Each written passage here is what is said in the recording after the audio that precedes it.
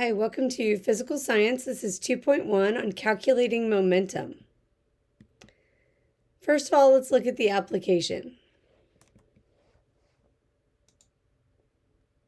There's a link to this application video on my YouTube channel. So on your formula sheet, we're going to add your formula for momentum. Momentum is represented by the letter P, and P is equal to mv. You'll also notice that sometimes we have to solve for m. M is mass, is momentum divided by velocity, and velocity is momentum divided by mass. So again, the P does stand for momentum. It's measured in units of kilogram meters per second. M is mass measured in kilograms, and V is velocity measured in meters per second. Be sure you update your formula sheet. So in your notes, write some facts about momentum. The equation for momentum is P is equal to mv, and you'll notice that the P and the V are both bolded. That is because they are both vector quantities.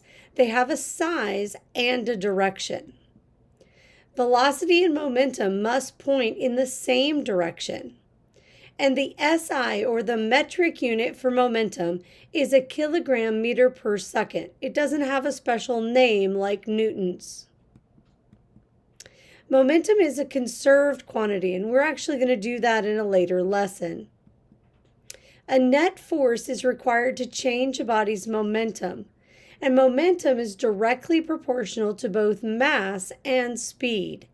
This means that if the mass or the speed goes up, so does the momentum. Mass and speed, however, are inversely related to each other. If one goes up, the other must go down in order to have the same momentum.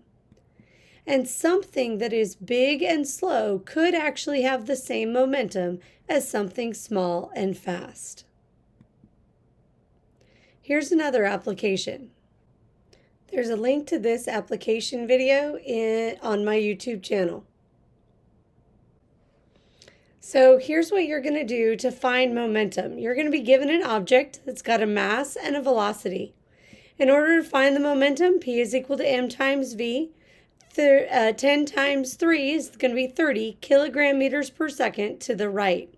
The direction does matter since this is a vector quantity. Example 2, what if you're given a momentum and a velocity but need to find the mass? So mass is momentum divided by velocity. 39 divided by 3 would be 13 kilogram meters per second.